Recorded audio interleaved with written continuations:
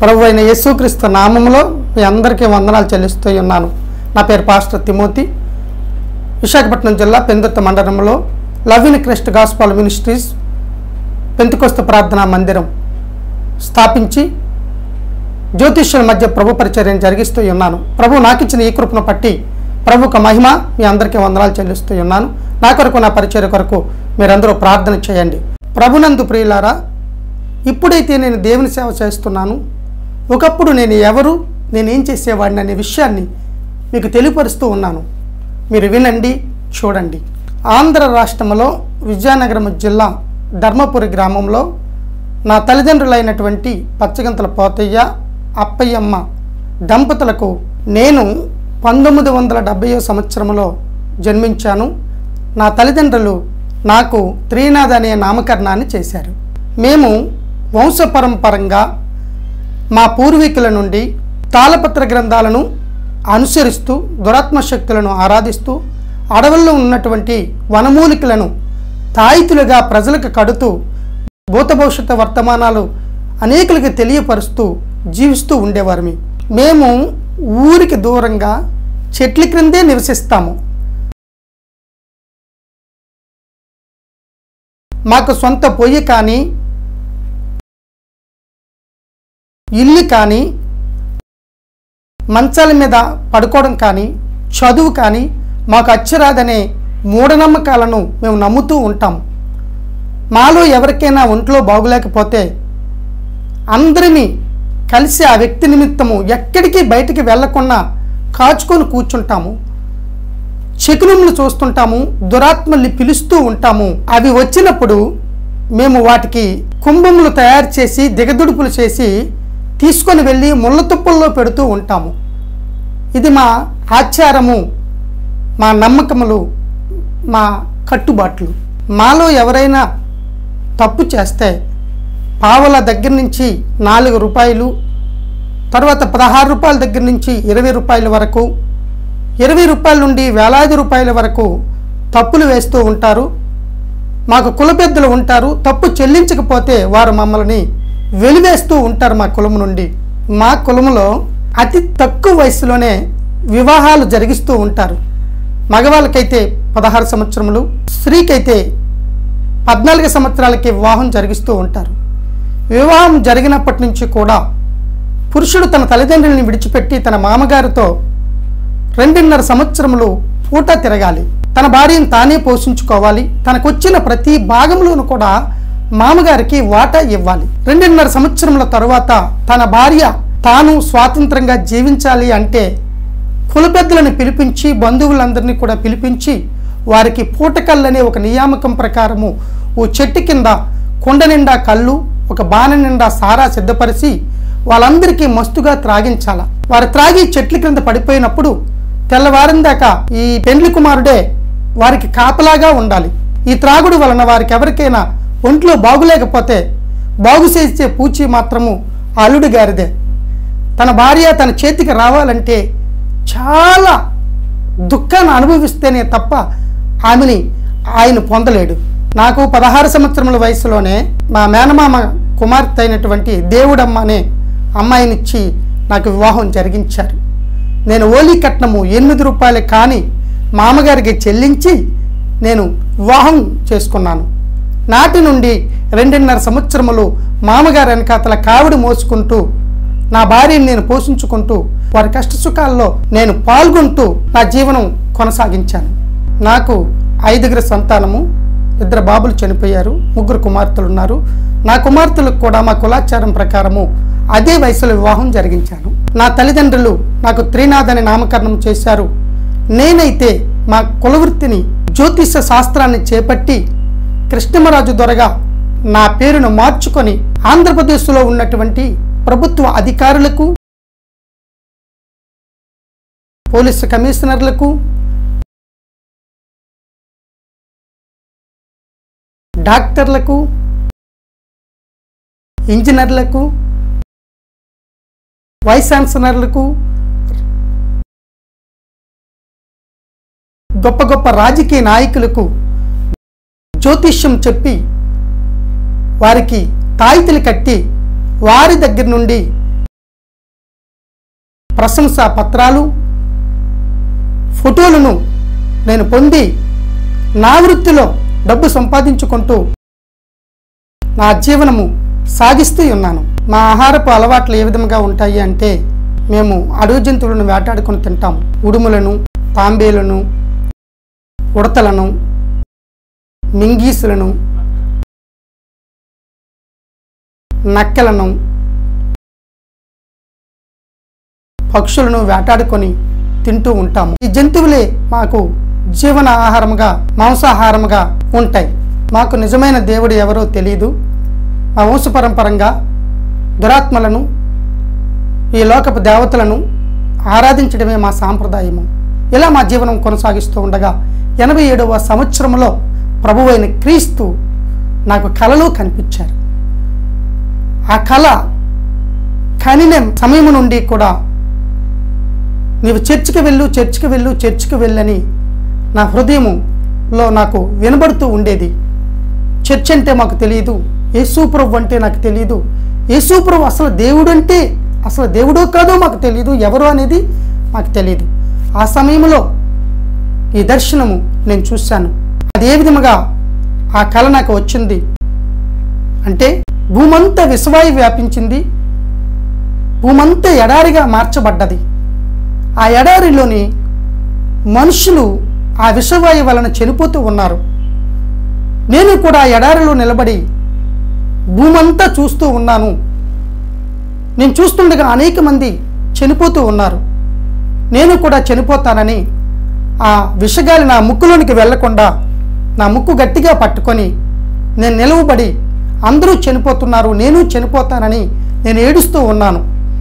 ఆ సమయంలో నేను అనుకుంటున్నాను, 20 సంవత్సరముల క్రితము ఈ విషవాయు వచ్చింది, మళ్ళీ ఇప్పుడు వచ్చింది, అందరూ చనిపోతున్నారు, నేను చనిపోతానని నేను ఏడ్చుచుండగా సడన్గా నాకు ఒక అగ్నిద్వారం కనిపించింది.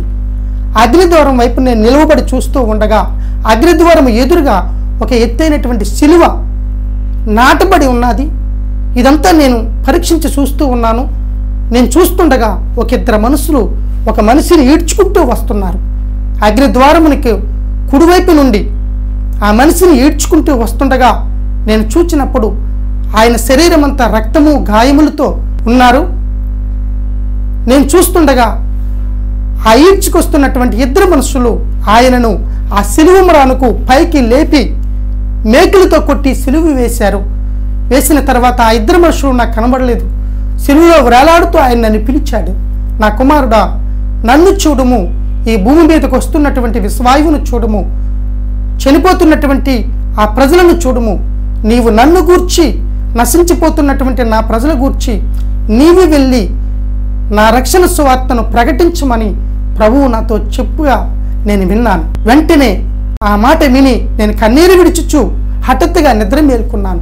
ఉదయం లేచినప్పటి నుంచి కూడా నీవు చర్చికి వెళ్ళు, చర్చికి వెళ్ళు, చర్చికి వెళ్ళు, చర్చికి వెళ్ళని నా హృదయం నాలో నుండి నాకు ప్రేరేపించుచున్నది. చర్చ్ అంటూ నాకు తెలియదు, యేసుప్రభు అంటే నాకు తెలియదు. వెంటనే ఉదయం నా భార్యకి చెప్పాను, ఇటువంటి నాకు కల వచ్చింది, యేసుప్రభు దేవుడట, యేసుప్రభుని నమ్ముకుందామా అని ఆమెతో చెప్పినప్పుడు ఆమె ఏమీ మాట్లాడలేదు. నేను ఎక్కడికి వెళ్ళినా చర్చికి వెళ్ళని నా హృదయం నన్ను ప్రేరేపించుండగా నేను అలాగే చర్చ్ అంటే ఏంటి, చర్చ్ అంటే ఎవరు అని తెలుసుకోవడము కొరకు అన్వేషణ మొదలుపెట్టాను. యేసుక్రీస్తు ప్రభు అంటే ఆయన దేవుడని, ఆయన మానవాళికే దేవుడని, మనకి దేవుడు కాదని నేను కనుగొన్నాను. అయితే వెంటనే నా భార్యతో చెప్పాను, యేసు ప్రభు మానవాళికి దేవుడట, మనకి దేవుడు కాదట అని నేను చెప్పినప్పుడు, అయితే మన కులములో మన దేవతలు, దేవుళ్ళు ఎంతోమంది ఉన్నారు, వారిని మనం ఎలాగ ఆరాధిస్తున్నాం కదా, వారి దేవుణ్ణి మనం ఎందుకు ఆరాధించాలా, ఆ విషయం మర్చిపోమని నా భార్య నాతో చెప్పింది. 87వ సంవత్సరం నుండి 88వ సంవత్సరం వచ్చే వరకు కూడా ఆ జ్ఞాపకం నా మనసులో అలాగా కొనసాగుతూ ఉండేది. 87వ సంవత్సరం నుండి 88వ సంవత్సరము వచ్చేసరికి 88వ సంవత్సరంలో కూడా ప్రభు మరోసారి కలలో నాకు కనిపించి నాతో ఇలాగ చెప్పారు. ఆ కళ నేను ఏ విధంగా చూశాను అంటే, భూమి మీదకి సముద్ర జలాలు, ఎత్తైనటువంటి జలాలు వచ్చి భూమి మీద ఉన్నటువంటి మనుషులందరినీ కూడా ముంచేస్తుండగా నేను చూశాను. నేను కూడా అగాధ జలములకు దగ్గరగా వెళ్ళి వాటిలోనికి నా అడుగు వేస్తూ ఉన్నాను. అందరూ చనిపోతున్నారు, నేను చనిపోతానని నాకు ఒక భయం కలుగుతుంది. అడుగు ముందుకు వేయలేకపోతున్నాను. ఈలోగా ఆకాశము సముద్రము కలిసి ఉన్న చోటు నుండి ఒక మహా వెలుగు, బంగారము కంటే శ్రేష్టమైన వెలుగు నాకు ఎదురుగా రావడం నేను చూశాను. ఆ వెలుగులో నుండి ఒక సిలువ ఆకాశంలోనికి వచ్చి నాకు ఎదురుగా నిలవబడి ఉండగా నాకు ఒక స్వరం వినబడుతుంది, నా కుమారుడా, ఈ సిలువను గూర్చిన వార్త నీ వెళ్ళి అనేక మందికి తెలియపరచమని ప్రభువు నాకు చెప్పారు. ఆ స్వరం విన్న వెంటనే నేను 2 చేతుల పైకెత్తి ప్రభువాని గట్టిగా కేక వేశాను. వెంటనే మెలకు వచ్చింది.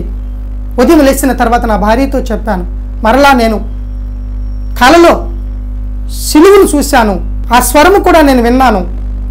నీవు వెళ్ళి ఈ సిలువని గూర్చే వార్త అనేకులు తెలియపరచమని చెప్పడం నేను విన్నానని నా భార్యతో చెప్పినప్పుడు నా భార్య నాతో అన్నది, కళలు వస్తూనే ఉంటాయిలే, మనకెందుకులే, యేసు ప్రభు, మన దేవుళ్ళు దేవతలు మనకు ఉన్నారు, యేసు ప్రభు అని ఒకవేళ నమ్ముకుంటే మన కులము ఊరుకోదు, మనల్ని వెలివేస్తారు, మన కుల పెద్దలు మనల్ని వెలివేస్తారని నా భార్య నాతో చెప్పింది. సరేనని ఆ దినం నుండి కూడా యేసు ప్రభుని నేను సంపూర్ణంగా విడిచిపెట్టిస్తాను. మా కుల పెద్దలు మమ్మల్ని వెలివేసినప్పుడు మరి ఆ దేవుని మేము ఎందుకు నమ్ముకోవాలని యేసు ప్రభు గురించి అసలు ఆలోచించడం మానేశాను. 88వ సంవత్సరం నుండి 94వ సంవత్సరం వరకు కూడా యేసు ప్రభుని ఏమాత్రం కూడా మేము అన్వేషించలేదు, యేసు ప్రభు గురించి ఏమాత్రము ఆలోచించలేదు. మేము విడిచిపెట్టినప్పటికి కూడా ప్రభువైన క్రీస్తు మాత్రము మమ్మల్ని విడిచిపెట్టలేదు. నశించిన దానిని వెతికి రక్షించుటకు క్రీస్తు యేసు లోకమునకు వచ్చారని వాక్యం ప్రకారము ప్రభు ఆయన వాత్సల్యమును పట్టి మమ్మల్ని వెంబడిస్తూనే ఉన్నారు. 94వ సంవత్సరం వచ్చేసరికి నాకు 2 ఆడపిల్లలు పుట్టారు. 3వ సంతానముగా నా భార్య గర్భము ధరించింది, మగబిడ్డ, 7వ మాసము. ఆ సమయంలో మా కులములోని 25 సంవత్సరముల నుండి మేము ఒక దురాత్మ శక్తిని ఆరాధిస్తూ ఉన్నాము. ప్రతి పౌర్ణానికి అమావాస్యకి కూడా ఆ దురాత్మ శక్తికి పందిని తీసుకొచ్చి పంది గొంతు దగ్గర కత్తితో పొడిచి రక్తం తీసి ఒక గిన్నెలో వేసి ఆ దురాత్మ శక్తి ఏ స్త్రీ మీదకైతే వస్తుందో ఆ స్త్రీకి ఈ రక్తాన్ని ఇచ్చినప్పుడు ఆ స్త్రీ ఆ రక్తము త్రాగేది. త్రాగిన తర్వాత మాతో మాట్లాడేది. ఆ పంది మాంసంతో కుంభము తయారు చేసి తీసుకొని వెళ్ళి ముళ్ళ తుప్పల్లో పెట్టమని మాతో చెప్పేది. ఈ విధముగా 25 సంవత్సరముల నుండి మేము ఆ దురాత్మ శక్తిని మేము ఆరాధిస్తూనే ఉన్నాము. ప్రతి పౌర్ణానికి అమావాస్యకి కూడా పందిని తీసుకొచ్చి మొక్కుబడి చెల్లిస్తూనే ఉన్నాము. ఆ దురాత్మ శక్తి ఒక స్త్రీ మీదకి వచ్చి మాతో మాట్లాడుతూ ఉండేది. ఈ విధముగా కొనసాగుతుండగా 94వ సంవత్సరంలో క్రొత్తగా చెట్ల కింద ఉన్న వాళ్ళకి, పుట్టల దగ్గర ఉన్న వాళ్ళకి, అనాథలకి, దిక్కుమాలిన వారికి గవర్నమెంట్ వారు ఇల్లు ఇవ్వడం మొదలుపెట్టారు. పెందుర్తిలో నివసిస్తున్నటువంటి మాకు ఒక కొండ మీద కొన్ని స్థలాలు మాకు ఇస్తామని ప్రభుత్వం వారు చెప్పినప్పుడు మాకు ఇల్లు వచ్చినది కదా, మేము ఇళ్లల్లో ఎలా ఉంటామని ఆ కొండ మీద ఉన్నటువంటి చెట్ల క్రింద మేము నివసిస్తూ ఉన్నాము. 80 కుటుంబాల వారము జ్యోతిష్యులము మేము నివసిస్తూ ఉండగా మాకు దగ్గరలోని గవర్నమెంట్ వారు ఇచ్చినటువంటి ఇళ్లలోనికి 3 క్రైస్తవ కుటుంబాల వారు వచ్చి వారు అద్దెకి దిగారు. వారు 3 క్రైస్తవ స్త్రీలు ప్రతిరోజు కూడా ఉదయము సాయంత్రము ప్రార్థనలు చేస్తూ ఏడుస్తూ ఉండేవారు. వాళ్ళు ప్రార్థన చేస్తూ ఏడుస్తూ ఉంటే మేము నవ్వుతూ ఉండేవారమి.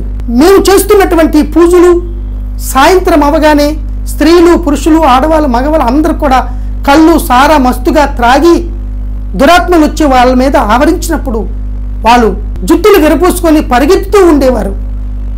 శాంతి సమాధానం లేకుండా ఈ దురాత్మల చేత బాధింపబడుతున్నటువంటి మా యొక్క స్థితిని చూసి వారు ప్రార్థన చేస్తున్నారేమో అని నేను అనుకుంటున్నాను. ఇప్పుడైతే ఈ విధంగా జరుగుచుండగా ఒక దినము సాయంత్రము 7 గంటలకు ఆ దురాత్మ శక్తి ఏ స్త్రీ మీదకైతే వచ్చి మాతో 25 సంవత్సరాల నుండి మాతో మాట్లాడుతుందో ఆ స్త్రీ మీదకి వచ్చి మమ్మల్ని అందరినీ పిలిచి మాతో ఒక మాట చెప్పింది. అక్కడ ప్రార్థనలు చేస్తున్నారు కదా, వారిని ఇక్కడి నుంచి పంపించేయండి, నేను రాలేకపోతున్నాను, నాకు వాసన వస్తుందని చెప్పింది. ఆ మాట విన్న వెంటనే మా జ్యోతిష్యులందరం కూడా ఆశ్చర్యపోయాము. మేము వారిని ఎలా పంపించగలము? సరేనమ్మా పంపించేస్తామని చెప్పి ఊరుకున్నాము. 2వ రోజు కూడా ఆ స్త్రీ మీదకి ఆ దురాత్మ శక్తి వచ్చి మరలా మా అందరినీ పిలిచి ఒక మాట చెప్పింది. వారిని ఇక్కడి నుంచి పంపించకపోతే నేను మిమ్మల్ని అందరినీ చంపుతానని చెప్పింది. ఆ మాట విన్న వెంటనే మేము వాళ్ళని పంపిస్తామని మేము ఆ క్రైస్తవుల దగ్గరికి వెళ్ళి వారితో ఒక మాట చెప్పాం, మీరు మా దగ్గర ఉండకూడదు, మా దగ్గర చెల్లంగులు, దెయ్యాలు, దురాత్మలు, చాతబడులు ఇవన్నీ ఉంటాయి కనుక మా దగ్గర ఉంటే మీకు చాలా నష్టం జరుగుతుందని మేము వారికి చెప్పినప్పుడు వారు మాతో ఇలా చెప్పారు, దెయ్యములు, దురాత్మలు, చెడులు, చెల్లంగులు మమ్మల్ని ఏమీ చేయలేవు, వాటి గురించి మాకు చెప్పకండి, మీరు వెళ్ళిపోండి అని చెప్పారు. ఇక్కడ గమనించవలసినటువంటి విషయం ఏంటంటే క్రైస్తవులు ప్రార్థన చేస్తున్నారు, దురాత్మ శక్తి నేను రాలేకపోతున్నానని మాతో చెప్తుంది. ప్రభువైన అయిన క్రీస్తు చెప్పారు, ఎక్కడ ఒక్కరిద్దరు కూడి నా నామమున ప్రార్థిస్తారో వారి మధ్య నేనున్నానని ప్రభు చెప్పినటువంటి వాగ్దానం ఇక్కడ నెరవేర్చబడుతుంది కనుకనే దురాత్మ శక్తి రాలేకపోతున్నానని చెప్తుంది. వెంటనే మేము జ్యోతిష్యులం అందరము కూడా మౌనంగా ఊరుకున్నాము. అదే రాత్రి 1 గంట సమయంలో ఏ స్త్రీ మీదకైతే 25 సంవత్సరాల నుంచి వచ్చి మాతో మాట్లాడుతుందో ఆ స్త్రీకి విస్తారమైనటువంటి రక్తస్రావము అనగా బ్లీడింగ్ అవి పెద్ద కేక వేసి రాత్రి 1 గంట సమయంలో అది చనిపోయింది. వెంటనే మా జ్యోతిష్యుల్లో అందరిలో కూడా కలవరం వచ్చింది. మేమేమీ చేయలేనటువంటి స్థితిలో గడగడలాడిపోతున్నాం. ఆ దురాత్మ శక్తి వేరే స్త్రీ మీదకి వచ్చి మాతో మాట్లాడుతుంది, ఇదిగో నేనే చంపిస్తాను ఆమెని, మిమ్మల్ని కూడా చంపుతానని చెప్పింది. మేమందరం కూడా భయభక్తులతో నీకేం కావాలి చెప్పు, నీకేం కావాల్సిన మేము ఇస్తామని చెప్పాం. ఏం చెప్పినప్పటికి కూడా మిమ్మల్ని అందరినీ చంపుతానని మాట్లాడుతూ ఉంది. మేమందరం కూడా ఏమీ చేయలేనటువంటి స్థితిలోని ఏడవడం మొదలుపెట్టాము. అదే దినమున ఉదయం 7 గంటలకు వచ్చి నా భార్యను పట్టుకుంది. ఉదయం 7 గంటల నుంచి సాయంత్రం 7 గంటల వరకు కూడా అది మాతో మాట్లాడుతుంది. 25 సంవత్సరాలు బట్టి మేము ఏమేమి చేశామో, ఎలా ఆరాధించామో మొత్తం అంతా కూడా నా భార్య ద్వారా ఆ దురాత్మ శక్తి మా అందరితో కూడా మాట్లాడుతుంది. మా కట్టుబాటు ప్రకారం మేమందరం కూడా ఎక్కడికి వెళ్ళకన్నా స్త్రీలు, పురుషులు అందరం కూడా ఆమె కోసం కనిపెట్టుకుని ఉన్నాం. రాత్రి 7 గంటలకి సమయంలో మేమందరం ఆమె చుట్టూ కూర్చొని మేము ఆ దురాత్మ శక్తితో మాట్లాడుతున్నప్పుడు నీకు ఏం కావాలో చెప్పు, మేము చేస్తాము, ఈమెను మాత్రం ఏమీ చెయ్యొద్దు, ఏ హాని తలపెట్టొద్దు అని మేము బ్రతిమలాడడం మొదలుపెట్టాము. వెంటనే ఆ దురాత్మ శక్తి ఇంకా రాత్రి సమయంలో దురాత్మ శక్తులకి బలం ఎక్కువ ఉంటుంది. ఆ సమయంలో మేమేమీ చేయలేని స్థితిలో మా దగ్గర ఉన్నటువంటి తాయితులు, వనమూలికలు తీసుకుని వచ్చి తాయితులు కట్టాము, వనమూలికలు నూరి శరీరానికి రాశాము. అప్పుడు ఆ దురాత్మ శక్తి చెప్పింది, ఇవన్నీ నాకు తెలిసినవి అని చెప్పింది. మేమేమీ చేయలేనటువంటి స్థితిలో మేమందరం కూడా ఆమెను పట్టుకొని ఏం జరుగుతుందో ఏం చెయ్యాలో కూడా తెలియని స్థితి, పట్టుకోవడానికి దొరకదు, మందు వేస్తే బాగుపడేది కాదు, కంటికి కనిపించేది కాదు. ఆ సమయంలో మేమేమి చేయలేని స్థితిలోని కూడా ఏ క్షణంలో మేము మరణమైపోతామనే దుఃఖంతో మేమందరం కూడా ఉన్నాము. ఆ సమయంలోని మేము ఈ వనమూలికలు తాయితులు ఎప్పుడైతే కట్టి ఒంటికి రాశామో దానికి ఇంకా అధిక ఆగ్రహం కలిగి నన్ను వదిలించుకోవాలనే ప్రయత్నం చేస్తున్నారని ఫలించిందేమో కానీ నా భార్య ప్రాణాన్ని తీసుకుని వెళ్ళిపోతుందట. నా భార్య శరీరంలో ఉన్నటువంటి ఆ ప్రాణాన్ని తీసుకుని వెళ్ళిపోయేటప్పుడు నా భార్య చెప్తుంది, ఇదిగో నేను చనిపోతున్నాను, నేను చనిపోతున్నాను, నేను చనిపోతున్నాను, నేను చనిపోతున్నాను, నాన్నగారు చివరగా నీ ఒడిలో నా తలవాల్చుకొని చనిపోతారని వాళ్ళ తండ్రి గారితో చెప్పింది. వెంటనే మేమేమీ చేయలేనటువంటి స్థితిలో మేము అందరూ కూడా ఏడవడం మొదలుపెట్టాం. ఆ సమయంలో నాకు ఒక మాట గుర్తుకు వచ్చింది. అదేంటంటే క్రైస్తవుల దగ్గర వాసన వేస్తుందనే మాట నాకు గుర్తుకు వచ్చి, ఈమెను ఇప్పుడే చర్చికి తీసుకుని వెళ్ళిపోనే ఒక స్వరం నాలో నుండి నాకు వినబడుతుంది. వెంటనే నేను హఠాత్తుగా ఒక మాట చెప్పాను, ఈమెను ఇప్పుడే చర్చికి తీసుకుని వెళ్ళిపోదాము పదండి చెప్పాను. ఆ మాట అని నేను వెంటనే నా భార్య హఠాత్తుగా నా చేయి పట్టుకుని ఒక మాట చెప్పింది, నీవు చర్చ అని నేను వెంటనే దెయ్యము నా ప్రాణమును మధ్యాకాశంలో విడిచిపెట్టేసిందని చెప్పింది. నేను చర్చ అని నేను వెంటనే క్రీస్తు ప్రభు యొక్క మహిమా ప్రభావం దయించే అగ్నివలె వచ్చి దురాత్మ శక్తిని తాకిందని నేను గుర్తించాను. ఈ ప్రపంచంలో ఎంత గొప్ప దురాత్మ శక్తి అయినా క్రీస్తు పేరు చెబితే అది గడగడమని వణికిపోతుంది. దీన దశలో ఉన్నప్పుడు ఆయన ఆమెను జ్ఞాపకము చేసుకొనెను. ఆయన ఆమెను జ్ఞాపకము చేసుకున్న వెంటనే దెయ్యము ఆధీనములో నుండి దేవుని స్వాధీనములోకి వచ్చేసింది.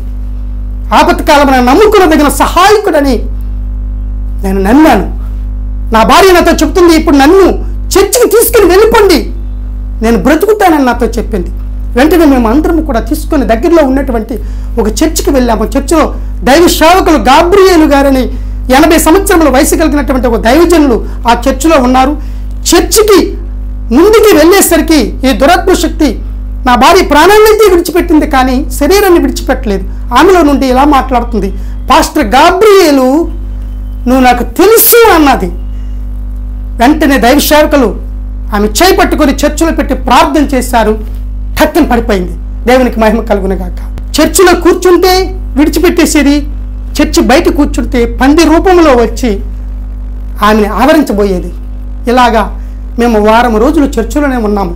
పాస్టర్ గారు ప్రార్థన చేసి ఇంకా పర్వాలేదు తీసుకుని వెళ్ళిపోండి అని మాతో చెప్పినప్పుడు, అయ్యా మేము చనిపోయినా చనిపోతాం కానీ మీ చర్చి వదలమని మేమందరం కూడా ఆ చర్చే మాకు ఆశ్రయముగాను, ఆ చర్చే మాకు రక్షణగాను, లేక ఆ చర్చే మాకు ఒక దేవాలయముగా మమ్మల్ని రక్షించేదిగా మేము అందరం కూడా విశ్వసించాం. మా జ్యోతిష్యులందరూ కూడా ఆశ్చర్యపోయారు. చర్చి బయట ఉంటే పందిలా కనిపించి పట్టబోయేది, చర్చిలో కూర్చుంటే విడిచిపెట్టేసేది. ఇలాగా 10 రోజులు కొనసాగింది. 11వ రోజున దైవ సేవకులు పాస్టర్ గాబ్రియల్ గారు ఒక మాట చెప్పారు, ఈమెకి బాప్తిస్మం ఇవ్వాలి అని చెప్పారు. వెంటనే మా మామగారు కుల పెద్దలను పిలిపించి ఆమెకు బాప్తిస్మం ఇస్తేనే తప్ప ఆ దెయ్యము వదలదట అని చెప్పినప్పుడు మా కుల పెద్దలు ఏమాత్రం కూడా ఒప్పుకోలేదు. అయినప్పటికి కూడా మా మామగారు మన కుల సాంప్రదాయాల కన్నా ప్రాణం గొప్పదని ఎంచి వాళ్ళందరినీ కూడా రిక్వెస్ట్ చేసి ఆమెకి చర్చికి వెళ్ళినటువంటి 11వ రోజున బాప్తిస్మం ఇచ్చారు. బాప్తిస్మం ఇచ్చిన నాటి నుండి నేటి వరకు ఆ దురాత్మ శక్తి ఇంకా నా భార్యను ఆవరించలేదు. ప్రభువుకే మహిమ కలుగునగాక. గలతీ పత్రిక 3వ అధ్యాయం 27వ వచనంలో వ్రాయబడినట్లు, క్రీస్తులోనికి బాప్తిస్మం పొందిన మీరందరూ క్రీస్తును ధరించుకొని ఉన్నారు. నా భార్యకి బాప్తిస్మం ఇచ్చినటువంటి 12వ రోజుని తిన్నగా మా నివాసానికి వచ్చాం. రాత్రి సమయంలో ఆ దురాత్మ శక్తి మేము నివసించిన దగ్గరికి వస్తూ ఉండేది. ఆ సమయంలో మేము వెంటనే పాస్టర్ గారికి చెప్పినప్పుడు పాస్టర్ గారి యొక్క భార్య గారు కరుణమ్మ ఆమె పేరు, ఆమె మాకు ఒక మాట చెప్పింది, ఈసారి దురాత్మ శక్తి మీ ఇంటికి వస్తే కీర్తన 91వ అధ్యాయం చదువుకోమని మాకు సలహా ఇచ్చారు. ఆ వాక్యము మేము చదువుకున్నప్పుడు దురాత్మ శక్తి ప్రభావము దేవుని వాక్యం ఎదుట నిలవలేకపోయేది. యేసయ్య రెక్కల చాటున మాకు ఆశ్రయం కలిగింది. దురాత్మ విడిచిపెట్టేసింది. ఆనాటి నుండి మేము యేసు ప్రభువుని మా రక్షకునిగా అంగీకరించాము. నేనైతే ప్రభువుని నమ్ముకున్నాను, కానీ నా జ్యోతిష్యపు వృత్తిని విడిచిపెట్టలేదు, నా పాత అలవాట్లు విడిచిపెట్టలేదు, నా త్రాగుడు అలవాటుని విడిచిపెట్టలేదు. నేను రోజు కూడా ప్రభువులో నేను ఎదగట్లేదు, కానీ నా పాప అలవాట్లను వెదుగుతూ ఉన్నాను. 94వ సంవత్సరంలో దురాత్మ చేత విడిపింపబడిన వారమై యేసు ప్రభు నామములో నా భార్య బాప్తిస్మం పొంది మరియమ్మగా మార్చబడ్డది. పాత పేరైనటువంటి దేవుడమ్మ అనే పేరును మార్చి దైవ సేవకులు మరియమ్మగా ఆమెని నామకరణం చేశారు. నేనైతే జ్యోతిష్యునిగా కొనసాగుతూ ఉండగా నాకన్నా ఎక్కువగా నా భార్య భక్తిలోని దేవుళ్ళు ఎదుగుతూ ఉంది దినదినం కూడా. ఒకరోజు నా భార్య నాతో చెప్పింది, నువ్వు చేస్తున్నటువంటి జ్యోతిష్యపు వృత్తి వలన మనకి శోధనలు రావచ్చు, మనకి ఏదైనా నష్టం జరగవచ్చు. నేను ప్రభువుని నమ్ముకున్నాను, నువ్వైతే నమ్ముకున్నావు కానీ బాప్తిస్మం పొందలేదు. నేనైతే బాప్తిస్మం పొందాను, నువ్వైతే బాప్తిస్మం పొందలేదు. నీవు కూడా బాప్తిస్మం పొందితే మనకు చాలా మంచిదని నా భార్య నాతో చెప్పింది. సరే, నేను ఎప్పుడో బాప్తిస్మం తీసుకుంటానులే, నేను జ్యోతిష్యపు వృత్తిలో ఉన్నాను, అలాగే త్రాగుతాను, నేను ప్రభువులో కరెక్ట్గా నేను జీవించలేదు కదా, నా వృత్తి వలన నేనేమి బాప్తిస్మం పొందలేను, నేను చేయనని చెప్పినప్పుడు రోజు కూడా నా భార్య నాతోని ప్రెజర్ చేస్తూ నాతో చెప్తూ ఉండేది, నువ్వు బాప్తిస్మం పొందమని. తర్వాత 1 సంవత్సరం తర్వాత నా భార్య యొక్క పట్టుదల ద్వారా నేను పాస్టర్ గాబ్రియల్ ద్వారా బాప్తిస్మం పొంది తిమోతిగా మార్చబడ్డాను. దేవునికి మహిమ కలుగునుగాక. ప్రభువు మమ్మల్ని రక్షించాడు, నా భార్యను మరియమ్మగా మార్చాడు, నన్ను తిమోతిగా మార్చాడు. ఇద్దరము బాప్తిస్మం పొందాము, రక్షింపబడ్డాము. ఆయనకే మహిమ కలుగునుగాక. ఈ విధముగా రక్షింపబడిన మేము మా జీవనము కొనసాగించుండగా నా వృత్తిని విడిచిపెట్టలేదు. నా జ్యోతిష్యపు వృత్తిలో నేను కొనసాగుతూనే ఉన్నాను. జ్యోతిష్యం చెబుతూ, తాయితలు కడుతూ, డబ్బు సంపాదిస్తూ, ఆ డబ్బు వలన దురలవాట్లకి నేను బానిసనైపోయి విస్తారమైనటువంటి రాబడి వలన విస్తారమైన అలవాట్లు కూడా నా జీవితంలోనికి ఎక్కువైపోయినాయి. పాపము వలన వచ్చిన జీతము మరణమని నా జీవితంలో నాకు వచ్చినటువంటి డబ్బు వలన ఏనాడు సంతోషము సమాధానము అనేది నేను ఏ సమయమందు కూడా చూడలేదు. 94వ సంవత్సరము నుండి 99వ సంవత్సరము ఏప్రిల్ 10వ తారీఖు వరకు నా జీవితంలో ఎటువంటి మార్పుగా ప్రభువులో ఎలా జీవించాలి అనేది నేను ఏమాత్రము కూడా జీవించలేదు.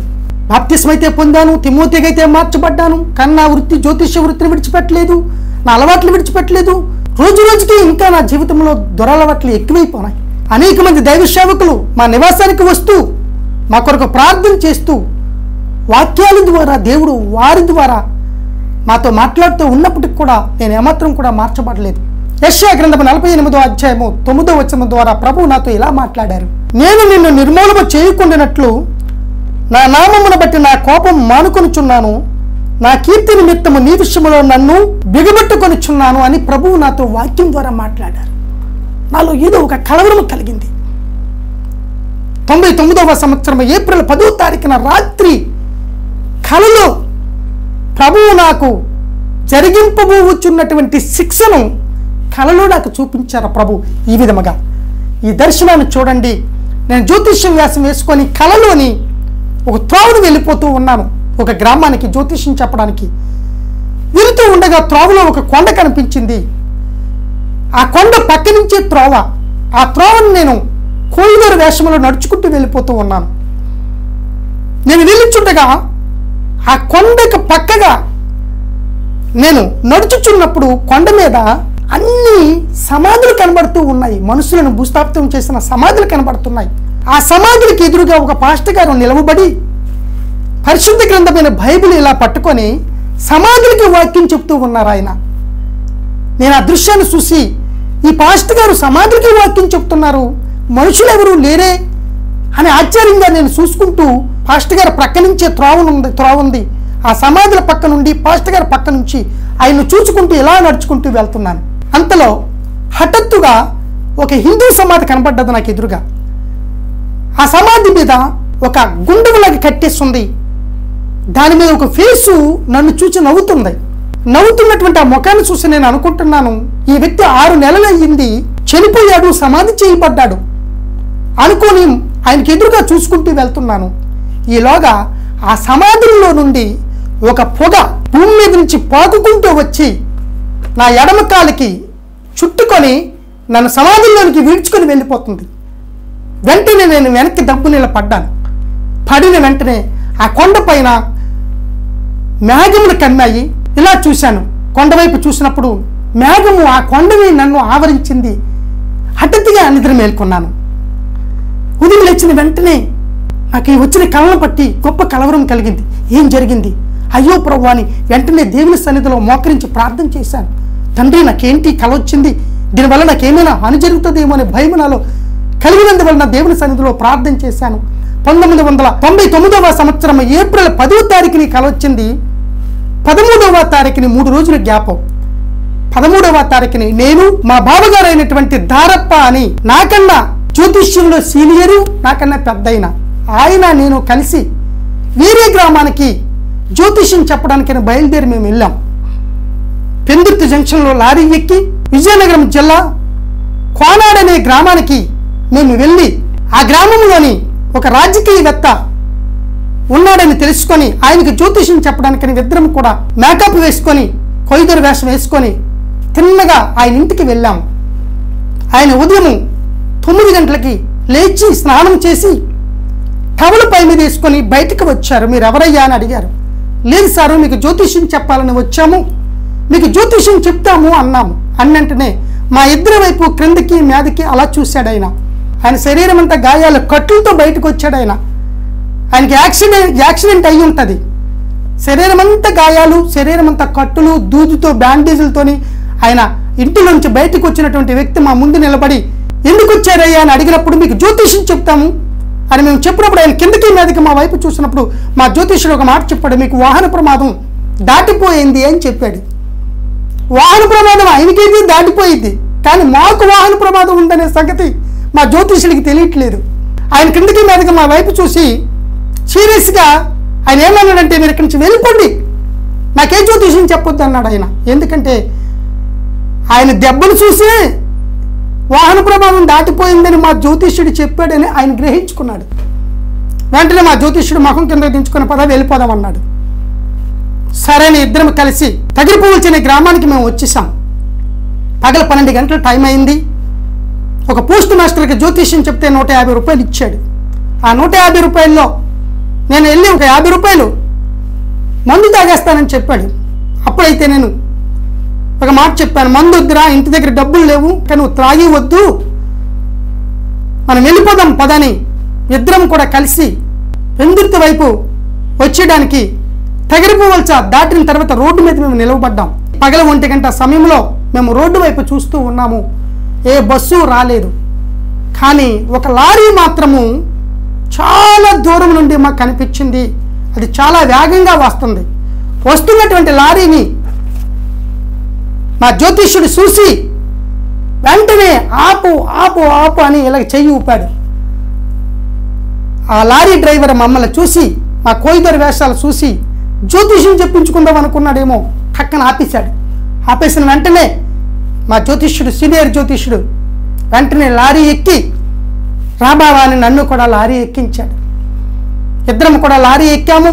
లారీ క్యాబిన్లో కూర్చున్నాము.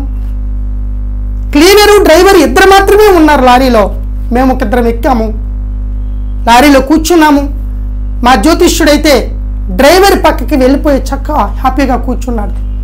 నేనైతే క్లీనర్ తలుపు వేస్తాడు తీసిన దగ్గర ఒక చెక్క ఉంటుంది. ఆ చెక్క మీద అద్దం ముందు చక్కగా రోడ్డు అంతా బాగా కనబడుతుందేమో అనుకొని చక్కగా హ్యాపీగా కూర్చొని రోడ్డు వైపు చూస్తూ ఉన్నాను. నా వెనకతల క్లీనర్ కూర్చున్నాడు. లారీ డ్రైవర్ వేగంగా తగరపువలస నుంచి ఆనందపురం వైపుగా చాలా వేగంగా లారీని నడిపిస్తూ ఉన్నాడు. ఆనందపురం జంక్షన్కి వచ్చేసరికి మరో 2 లారీని ఆపారు. వారిద్దరు కూడా లారీ ఎక్కారు. మొత్తం 6 అయ్యాం. మేము జ్యోతిష్యం ఎలా చెప్తామంటే ఫేస్ రీడింగ్ చెప్తాం, ముఖం చూసి చెప్పేస్తాం. మేము జ్యోతిష్యం ముఖం చూసి ఏం జరుగుతుందో చెప్పేస్తాం. కానీ ఆనందపురంలో వాళ్ళిద్దరూ లారీ ఎక్కేటప్పుడు మరి జ్యోతిష్యులము కదా, వాళ్ళ ముఖంలోనైనా యాక్సిడెంట్ అవుతుందనే దృశ్యం మాకు తెలిసి ఉండాలి కదా. ఈ ప్రపంచంలో ఎవరి జ్యోతిష్యము, ఎవరి భవిష్యత్తు ఈ సృష్టిలో ఎవరికీ తెలియదు.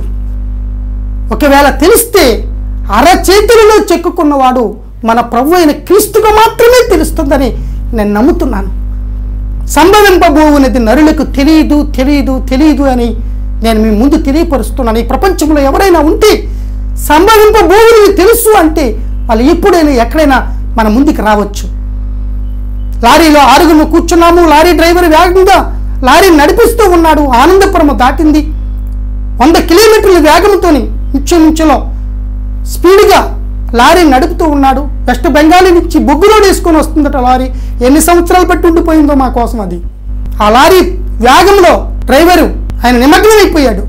ఈలోగా అట్టించి ఒక లారీ సడన్గా దగ్గరలో అది డౌన్లో నుంచి అప్పుకు వస్తుంది. మా లారీ అప్పు నుంచి డౌన్కి వెళ్ళిపోతూ ఉంది. ఈ వేగంలోని 2 హఠాత్తుగా దగ్గరికి వచ్చేసాయి. దగ్గరికి ఎప్పుడైతే వచ్చాయో ఈ లారీ నడుపుతున్నటువంటి వేగాన్ని చూసి మా జ్యోతిష్య కోయిదర డ్రైవర్ పక్కన చక్కగా హ్యాపీగా కూర్చున్నాడేమో, నా వైపు డ్రైవర్ వైపు, నా వైపు డ్రైవర్ వైపు ఇలా చూస్తూ ఉన్నాడు. నేనైతే ఆడవైపు రోడ్డు వైపు, ఆడవైపు రోడ్డు వైపు ఇలా చూస్తూ ఉన్నాను. అసలు ఏం జరుగుతుందో తెలియనటువంటి చాలా సస్పెన్స్ వచ్చింది ఆ సమయంలో. అసలు ఏం చెప్పాలి, డ్రైవర్ని ఆపు చేయాలంటే కూడా మాకు నోటంటే మాట రాలేదు. అంత వేగంగా వెళ్ళిపోతూ ఉన్నాడు. సడన్గా ఆ సమయంలోని హఠాత్తుగా ఎదురుగా ఎప్పుడైతే లారీ వచ్చిందో ఆ లారీకి మాత్రము గుద్దితే ఈ డ్రైవరు ఆ డ్రైవరు కూడా వెంటనే చనిపోతారు. ఆ సమయంలో మా లారీ డ్రైవర్ వెంటనే ఎడమ పక్క కలిగినటువంటి 2 తాడి చెట్ల వైపుకు ఎలా తిప్పాడు లారీని తిప్పినటువంటి సమయంలో ఆ తిప్పిన స్థితిని చూసినటువంటి నేను కూర్చున్నటువంటి వ్యక్తిని యేసయ్యా అని ఇలా పడ్డాను. ఆ వెనకాతలు ఉన్నటువంటి క్లీనర్కి నాకు మధ్యలో కూర్చున్నటువంటి ఒక ప్రయాణికుడు ఇక్కడి నుంచి కాళ్ళు వరకు ముక్కలుగా తెగిపోయారు. లారీ క్లీనరు లారీలో నుంచి కింద పడిపోయే లోపులో తాడి చెట్టు ఇరిగిపోయి ఆయన మీద పడిపోయింది. నాకేం జరిగిందో నాకు అర్థం కాలేదు. నేను ఎప్పుడైతే ఇలాగ యేసయ్యని ఇక్కడ పడ్డానో, నేను కళ్ళు తెరిచి చూసేసరికి ఎక్కడి నుంచి అయితే లేశానో అక్కడే నేను సురక్షితంగా దేవుని యొక్క మహాకృపను పట్టి నేను భద్రపరచబడ్డాను. అగాధ జలముల్లో సంచరించిన అపాయమును యుద్ధకి రాదని ప్రభువు నాకు చేసిన వాగ్దానము నా జీవితంలో నెరవేర్చబడినది. మా జ్యోతిష్యుడికి నడువిరిగిపోయింది, కాలిరిగిపోయింది, కీళ్ళు మార్చేది వచ్చి త్వరలో దిగబడిపోయింది. ఈ లారీ క్యాబిన్ అంతా నా మీద పడిపోయింది. నేనైతే ఎక్కడైతే లేసానో అక్కడే కూర్చొని ఉన్నాను. నా శరీరం అంతా రక్తమైపోతుంది. డ్రైవర్ మాత్రం సురక్షితంగా ఉన్నాడు. ఆ సమయంలో నీ కళ్ళు తెరిచి చూస్తే నా శరీరం అంతా రక్తము. ఏం జరిగిందని ఇలా కాలు పైకెత్తితే నా కాలు తాలూకా అడుగు భాగము ఈ విధముగా నా కాలు అడుగు భాగాన్ని ఏదో ఒక రేకు వచ్చి కట్ చేసింది.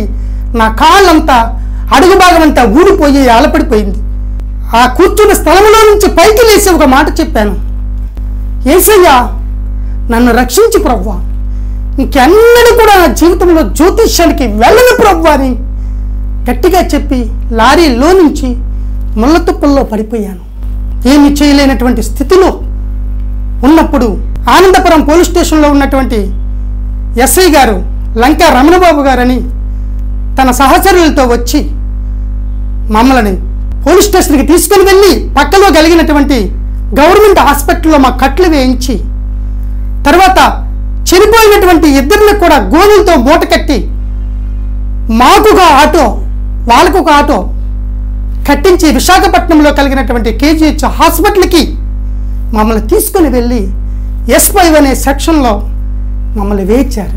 ఈ జరిగిన సంఘటన అంతా కూడా ఆంధ్రప్రదేశ్లో ఉన్నటువంటి వార్తాపత్రిక అనే ఒక న్యూస్ పేపర్లో రోడ్డు ప్రమాదంలో 2 మృతి 4 గాయాలని ఈ పేపర్లో పడ్డది. మీరు చూడొచ్చు. హాస్పిటల్లో మమ్మల్ని వేచినప్పుడు, హాస్పిటల్లో నేను ఉన్నప్పుడు మాకు ఎదురుగా ఎంతో మంది యాక్సిడెంట్ అయినటువంటి మనుషులు ఆ మంచాల మీద ఉన్నారు. నాకు ఎదురుగా ఉన్నటువంటి పేషెంట్ ద్వారా నాకు ఇవ్వబడినటువంటి సువార్త పత్రికలో నుండి ప్రభువు నాతో ఎలా మాట్లాడుతూ ఉన్నారు. లూకాసు వార్త 15వ అధ్యాయం 24వ వచనం నుండి, ఈ నా కుమారుడు చనిపోయి మరలా బ్రతికను, తప్పిపోయి దొరికేననే వాక్యము మీద నా 2 కళ్ళు పడ్డాయి.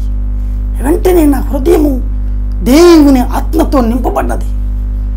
నేను ఆనందించడం మొదలుపెట్టాను. దేవుడు నా ద్వారా, దేవుడు నాతో మాట్లాడుతూ ఉన్నాడు.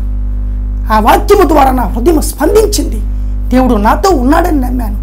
హాస్పిటల్కి వెళ్ళినటువంటి వారం రోజుల్లో నేను భయంకరమైనటువంటి శ్రమను అనుభవించాను. నా కాలు అడుగు భాగంలోనికి తాటి పేర్లు వెళ్ళిపోతే స్పిరిట్ వేసి నా కాళ్ళు దువ్వేస్తున్నప్పుడు నిజంగా ఈ ప్రపంచంలో మానవులు భరించలేనటువంటి అగాధమైనటువంటి బాధను నేను అక్కడ భరించాను. ప్రభువు నా కొరకు ఎంత శ్రమ పడ్డారో సిలువలో నాకు తెలియదు. కానీ నా కాలు అడుగు భాగంలో స్పిరిట్ వేసినప్పుడు దహించి అగ్ని కాల్చివేయబడ్డట్టుగా నాకు దుఃఖము, కన్నీరు నాకు వస్తూ ఉండేది. ఆ సమయంలో నేను ప్రార్థించడం మొదలుపెట్టాను. వారం రోజులు నేను ఈ విధంగా శ్రమ పడుతుండగా వారం రోజుల తర్వాత డాక్టర్లు వచ్చి నా కాలు అడుగు భాగమును చూసి, కాలు అడుగు భాగంలో నుంచి నాకు దుమ్ము కనబడుతూ ఉండేది. డాక్టర్లు ఒక మాట చెప్పారు, నీకు వచ్చే సోమవారం నాడు నీ కాలు తీసేస్తామయ్యా, నువ్వు ఆ రోజు నువ్వేమీ తినొద్దని చెప్పారు. అప్పటికి సోమవారం వారం రోజులు ఉంది. నాకు వైద్యం చేసినటువంటి డాక్టర్ గారు కూడా క్రైస్తవుడే. ఆయన పేరు డాక్టర్ అంబేద్కర్. చాలా స్పెషలిస్టు. వారం రోజుల్లో నీ కాలు తీసేస్తాము, వచ్చే సోమవారం నాడు నువ్వేమీ తినొద్దని చెప్పేసి వెళ్ళిపోయారు. నేను ఒక మాట చెప్పాను, నా కాలు తీసేస్తే తీసేయండి, కానీ నా ప్రాణం ఉంటే నాకు చాలండి, నా భార్య పిల్లలు చూసుకుంటానని డాక్టర్ గారితో నేను చెప్పినప్పుడు ఆయన ఏమీ మాట్లాడకుండా మౌనంగా వెళ్ళిపోయారు. నేను ప్రార్థన చేయడం మొదలుపెట్టాను. నిజమైనటువంటి ప్రార్థన అప్పుడు చేశాను. ప్రభువుకే మహిమ కలుగునగాక. నాకు మొరపెట్టము, నీకు ఉత్తరం ఇస్తానని దేవుని వాగ్దానము ప్రకారము వారం రోజులు అయింది. వారం రోజుల తర్వాత డాక్టర్లు చెప్పిన ప్రకారము సోమవారం ఉదయం 11 గంటలకు వచ్చి నా కాలు కట్లు విప్పి అడుగు భాగాన్ని డాక్టర్లు అలా చూసుకుంటూ మౌనంగా 15 నిమిషాలు ఉండిపోయారు. చూస్తున్నటువంటి డాక్టర్ని చూసి నేను ఏడవడం మొదలుపెట్టాను. నా భార్య ఏడవడం మొదలుపెట్టింది. నా జ్యోతిష్యులందరూ వచ్చారు, కానీ నా కాళ్ళు మాత్రం వాళ్ళు నాకు ఇవ్వలేకపోయారు. నేను ప్రభు సన్నిధిలో చేసినటువంటి ప్రార్థన ద్వారా నాకేదో ఒక అద్భుతం నా కాలు అడుగు భాగంలో జరిగింది. అదేంటంటే నా కాలు అడుగు భాగంని డాక్టర్లు 15 నిమిషాలు పరిశీలించి ప్రకృతి విచిత్రమైనది, నీకు కాలు తీయవలసే అవసరం లేదని చెప్పి వెళ్ళిపోయారు. దేవుని స్వరూపముందు చేయబడిన మనుషుని యొక్క శరీర భాగంలో ఏ ఒక్కటి కూడా పోగొట్టుకుంటా దేవునికి ఎంత మాత్రము కూడా ఇష్టం లేదు. దేవుడు నా కాలు నాకు బహుమానముగా ఇచ్చాడు. నా కాలు అడుగు భాగంలో నుంచి మాంసము పెరగడం మొదలుపెట్టింది. దేవునికి మహిమ కలుగునుగాక. ఈ ప్రపంచంలో, ఈ సృష్టిలో మానవుని యొక్క శరీర భాగంలో ఏదైనా ఒక భాగం పోతే నిజమైన శరీర భాగము ఈ సృష్టిలో ఎక్కడా దొరకదు. అది ఒకవేళ దొరికితే మన ప్రభు అయిన క్రీస్తు దగ్గర మాత్రమే దొరుకుతుందని నేను ప్రగాఢంగా నమ్ముచున్నాను. ప్రభువుకే మహిమ కలుగునుగాక. 2 మాసములు కేజీహెచ్ హాస్పిటల్లో నేను ఉన్నాను. 2 మాసముల తర్వాత సురక్షితంగా దేవుని మహాకృపను పట్టి తిన్నగా నేను నివసించే స్థలానికి నేను భద్రపరచబడిన వాడినై తిరిగి వచ్చాను. హల్లెలూయా. సంవత్సరము మంచం మీద ఉన్నాను. ఎందుకంటే ప్రభువుని నమ్ముకున్న తర్వాత మంచం మీద పడుకోవడం మొదలు పెట్టాము. హల్లెలూయా. ఎవడైనా నువ్వు క్రీస్తునందు నీ ఎడల పాతవి గతించెను, ఇదిగో సమస్తము క్రొత్తవాయినండి. దేవుని వాక్యము భూమి ఆకాశంలో గతించినప్పటికీ కూడా దేవుని మాటలు సున్నైనను పొల్లైనను గతించమని నా సాక్ష్యం ద్వారా మీరు నమ్మగలుగుతారని ప్రభువు నా ద్వారా మీతో మాట్లాడుతూ ఉన్నాడు. 2 సంవత్సరములు మంచం మీద ఉన్నాను. మంచం మీద ఉన్నప్పుడు ప్రభువు నాతో మాట్లాడారు వాక్యం ద్వారా. నేను మంచం మీద ఉన్నప్పుడు మరలా ప్రభువు నాకు కలలో ఒక దర్శనాన్ని చూపించాడు. నా కుమారుడా, నువ్వు సంఘాన్ని స్థాపించు. నీవే కొండ మీద అయితే నివసిస్తున్నావో, ఏ జ్యోతిష్యుల మధ్యనైతే నువ్వు ఉంటున్నావు, వారి మధ్యనే నువ్వు ధైర్యం కలిగి నా పని జరిగించమని ప్రభువు నాతో చెప్పారు. నా కలలో కనిపించి నాకు దర్శనం ద్వారా ఈ దర్శనాన్ని మీ ముందు ఉంచుచున్నాను. ఈ కళను, ఈ దర్శనాన్ని ప్రభువు నాకు చూపించారు. నేను నా భార్య ఒక చెట్టు కింద నివాసం చేస్తూ ఉన్నాము. మేము జ్యోతిష్యానికి వెళ్ళేటప్పుడు కోయిదొర వేషం వేసుకొని జ్యోతిష్యానికి వెళ్తాం. మేము ఏ చెట్టు కింద అయితే ఉన్నాము ఆ చెట్టు దగ్గర కోయిదొర వేషం వేసుకొని మా నివాసం నుంచి మేము బయలుదేరుతాం గ్రామాలంటే వెళ్ళడానికి. నేను ఒక సాపు వేసుకొని అద్దం ఎదురుగా పెట్టుకొని జ్యోతిష్య వేషం వేసుకుంటూ ఉన్నాను. ఈలాగా నా భార్య అక్కడ కూర్చొని వంట చేస్తూ ఉంది పొయ్యి దగ్గర. మాకు బాప్తిసం ఇచ్చిన పాస్టర్ గారు నడుచుకుంటూ వస్తున్నారు. మేము నివసిస్తున్నటువంటి చెట్టు కిందకు వస్తున్నారు. ఆయన తిన్నగా వచ్చి నా భార్య ముందు కూర్చున్నారు. కూర్చొని మాట్లాడుతున్నప్పుడు నేను అద్దంలో చూసుకుంటూ నేను తలకి ఒక క్లాత్ కట్టుకుంటూ ఉంటున్నాను, కోయిదొర వేషం వేసుకుంటూ ఉంటున్నాను. ఆ సమయంలో పాస్టర్ గారు ఒక మాట చెప్పారు నా భార్యతోనే, అమ్మ మీరు బహు త్వరగా సిద్ధపడాలి అన్నారు. ఆ మాట వెంటనే నా చెవులోకి వచ్చి పడ్డది. వీళ్ళ వెంటనే నేను అనుకుంటున్నాను మనసులో, 2 సంవత్సరాలు పోయిన తర్వాత సిద్ధపడి వచ్చినాయి, అప్పుడే ఎందుకు మేము సిద్ధపడాలి అని పాస్టర్ గారి వైపు చూసి తిరిగి మరలా నేను అద్దంలో చూసుకుంటేటప్పుడు నా తలకు తలబట్టగా బదులుగా బైబిల్ ఇలా కట్టుకుంటూ ఉన్నాను. దేవునికి మహిమ కలుగునగాక. హల్లెలూయా. దేవుడు ఆ విధముగా నాకు కళను చూపించారు. ఉదయం లేచి నాకు ఈ విధంగా కళ వచ్చిందని నా భార్యతో చెప్పాను. ఆమె సంతోషించింది, నేను కూడా సంతోషించాను. అయితే దేవుని సేవ మనం చెయ్యాలి. తర్వాత నా భార్యకు కూడా ప్రభు నేను గొర్రెలు కాస్తున్నట్టుగా నా భార్యకు కూడా ప్రభు కళలో చూపించారు. వెంటనే మేము ప్రభు పరిచర్య చేయడం కొరకు మేము ఎక్కడైతే ఏ కొండ మీద అయితే నివసిస్తున్నామో ఆ కొండ మీద ఒక కమ్మలశాల వేసి ఒక దైవజనుని పిలిపించి ఆయన ద్వారా చర్చిని ఓపెన్ చేశాం. ఒక్కరితో మొదలు పెట్టాము. దినదినాభివృద్ధి ఆత్మలో అనేక మంది వచ్చినట్లు మా సంఘము నింపబడ్డది ఆత్మలతో. వెంటనే నేను ఎప్పుడైతే చర్చ్ స్టార్ట్ చేశానో మా జ్యోతిష్యులందరూ కూడా నన్ను ఆపు చేయడానికి అనేక ప్రయత్నాలు చేశారు. పంచాయతీ ఆఫీస్కి తీసుకొని వెళ్ళారు. యవనస్తులైతే మా జ్యోతిష్యంలో ఎవరు జ్యోతిష్యులు 50 మంది వరకు కూడా వాళ్ళ జ్యోతిష్యపు బ్యాగులు తీసుకుని వచ్చి నా ముందు పడేసి మమ్మల్ని అందరినీ కూడా పోషించు, నువ్వు మా కడుపులు కొట్టేశావు, నువ్వు జ్యోతిష్యుడు అయి ఉండి నువ్వు జనాల మధ్యకి వెళ్ళి యేసు ప్రభువే దేవుడిని చెబితే మా చేత ఎవరు జ్యోతిష్యం చెప్పించుకుంటారు? మా దేవతలు మా దేవుళ్ళు వట్టివనే కదా. మన కులంలోనే లేనటువంటి పని నువ్వు చేస్తున్నావు, మన జాతిలోనే లేనటువంటి పని నువ్వు చేస్తున్నావు. నీకు మేమందరమే కలిసి ప్రతి నెలకి మేము డబ్బులు ఎత్తి 5,000 రూపాయల లెక్క నీకు ఇస్తాము. నువ్వు నమ్ముకున్నావు కనుక ఆ ఇంటిలో నుండే నువ్వు ప్రార్థన చేసుకో, కానీ చర్చి పెట్టొద్దని చెప్పారు. నేను వారితో చెప్పాను, ఎట్టి పరిస్థితుల్లోనూ కూడా దేవుడు చెప్పింది మాత్రమే నేను చేస్తాను, మీరు చెప్పింది మాత్రం నేను చేయనని చెప్పాను. వారందరూ కూడా నన్ను కొట్టడానికి వచ్చారు, తగువులు పెట్టారు, నన్ను వెలివేశారు. వెలి వేసుకోండి అని చెప్పాను.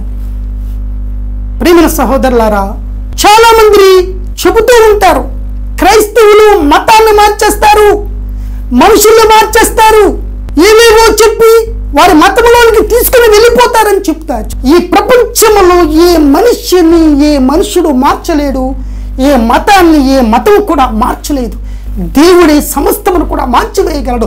ఒకవేళ దేవుడే నిన్ను మార్చాలనుకుంటే ఈ ప్రపంచం అంతా వచ్చి నీకు చెప్పినా సరే నువ్వు దేవుని మాటే వింటావు, కానీ మనుషుల మాట మాత్రం ఎంత మాత్రము కూడా వినవు.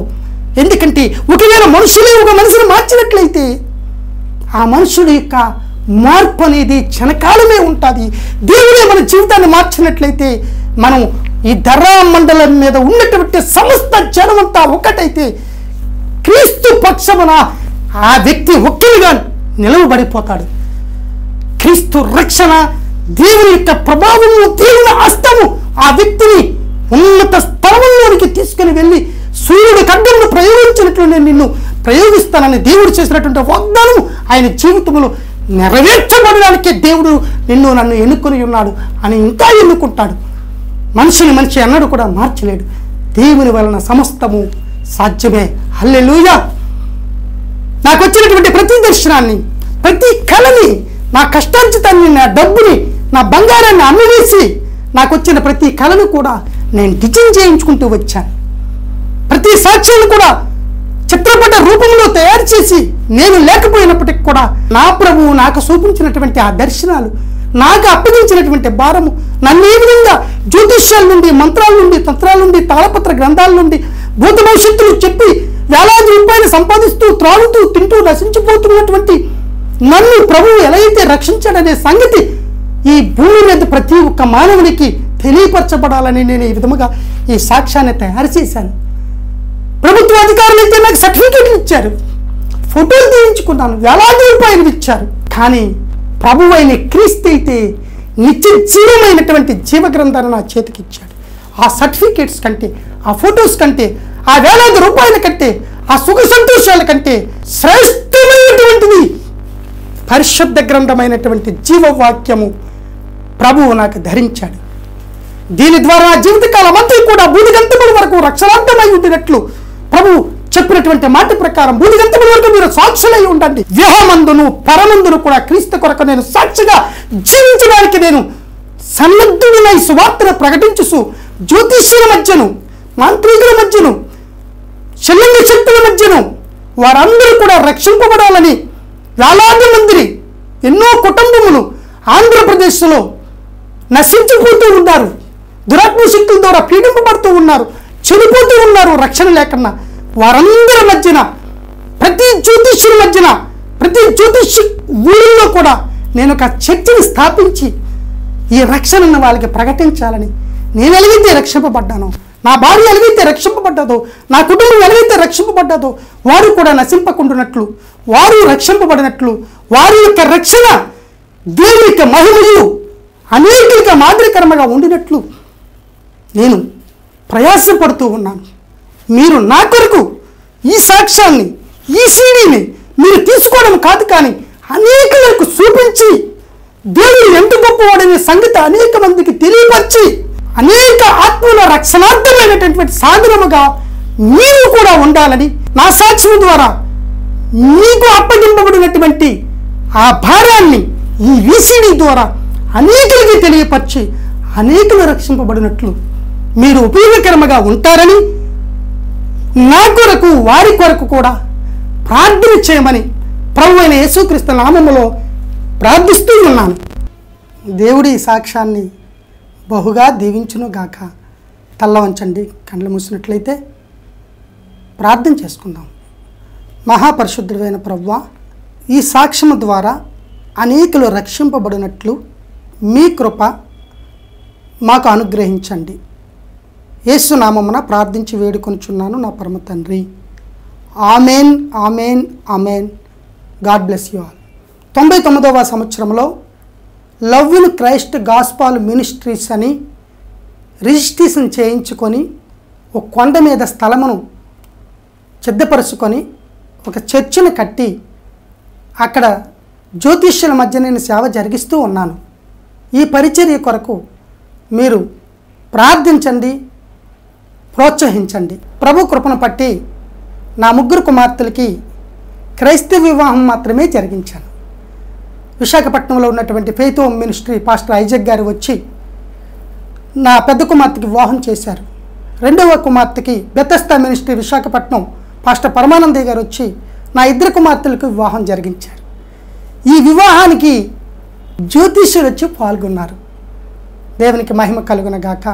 గిరిజనుల మధ్యకి వెళ్ళి, అలాగే మారుమూల ప్రాంతాలకు వెళ్ళి, మాంత్రికులు జ్యోతిష్యుల మధ్యకి వెళ్ళి నేను సువార్త ప్రకటిస్తూ ఉన్నాను, పరిచర్య జరిగిస్తూ ఉన్నాను.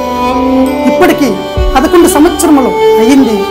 నా వృత్తిని విడిచిపెట్టేసి ప్రభు పనిలో నేను కొనసాగుతూ ఉన్నాను. మీరందరూ ప్రార్థించండి, నాకు సహకరించండి, నేను ఇంకా ముందుకు వెళ్ళగలను. మీ అందరికీ వందనాలు.